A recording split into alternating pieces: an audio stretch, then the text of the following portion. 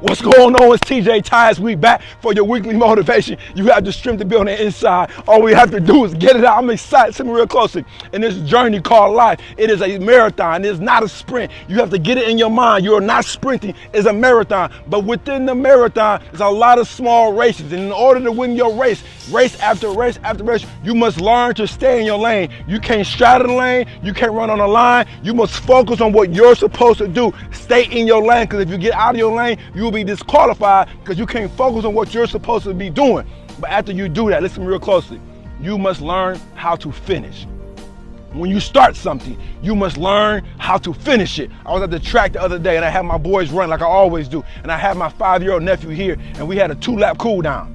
2 lap, not 3, not 4. We had a 2-lap cool down. And I told my 5-year-old nephew, I said, Andrew, give me 2 laps. And he started running around the track. He got halfway around the track and he stopped and he was crying. Then my 10-year-old came up to me and said, Andrew, come on, we got to keep going. We got to keep pushing. Listen real closely.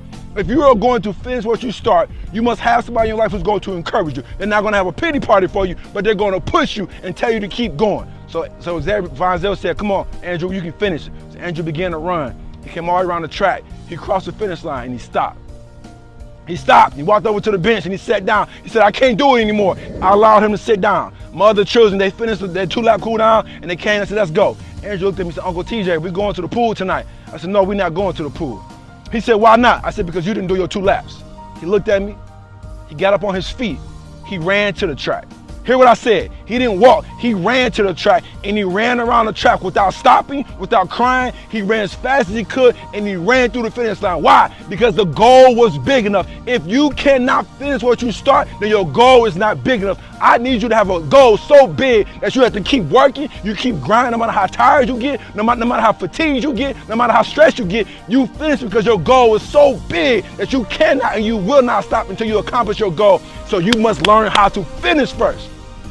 My parents, teach your children how to finish first. Stop letting them quit. And then when he finished, we got home and Vonzel gave him a medal.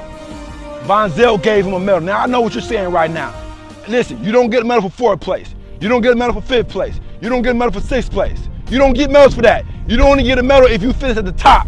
But why did I give him a medal? I allowed Vonzel to give him a medal because he finished. Before you can learn how to compete to be first, before you learn how to compete to be second, to compete to be third, before you learn how to compete, you must learn how to finish. And right now, many of our youth don't even know how to finish because we allow them to quit. Stop allowing your children to quit. Matter of fact, you need to stop quitting yourself because you're setting a bad example. So I gave him the medal. I allowed him to have the medal. Why? Because he finished. That's the first level to becoming great. You finish first. And then you learn how to compete. You have the strength to be on the inside. All we have to do is get it out.